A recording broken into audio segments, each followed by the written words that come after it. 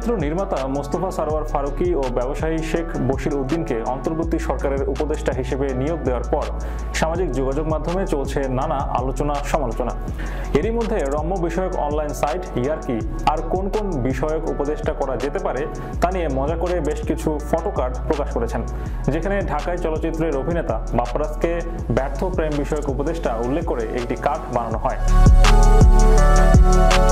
ইয়ারকির photo কার্ডটি অভিনেতা বাপ্পারাজের দৃষ্টিগোচর হয়েছে। ফেসবুকে বাপ্পারাজ নিজে সেই কার্ডটি শেয়ার করেছেন। নিজের অভিব্যক্তিও জানিয়েছেন। বাপ্পারাজ বলেন, যেভাবেই হোক মানুষ আমাকে মনে রেখেছে, আজকেও মনে করছে। একজন শিল্পীর জন্য জীবনে এর চেয়ে বড় পুরস্কার আর কি হতে পারে। বাপ্পারাজ তার এই পোস্টে ভক্তদের বেশ কিছু ইতিবাচক মন্তব্য পেয়েছেন। একজন লিখেছেন, আপনি আপনার চরিত্রগুলো পর্দায় দারুণভাবে ফুটিয়ে তুলতে পেরেছেন বলেই মানুষ আপনাকে ব্যর্থ প্রেমের ক্ষেত্রে অপরিহার্য মনে করে স্মরণ করে, আগামীতেও করবে। তবে পোস্ট দেওয়ার 22 ঘন্টা পরে সেটি বাপ্পারাজ ডিলিট করে দিয়েছেন। অভিনয় জগতে এখন নিয়মিত নন বাপ্পারাজ, পরিবার ও ব্যবসা নিয়েই সময় পার করছেন।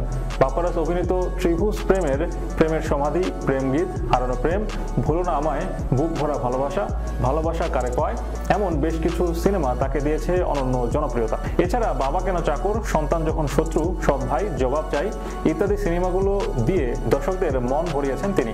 সর্বশেষ বাপ্পারাজ অভিনয় করেছেন পোড়ামন 2 সিনেমায়, যেখানে নায়ক সিয়ামের বড় ভাই চরিত্রে অনবদ্য অভিনয় করেছেন তিনি।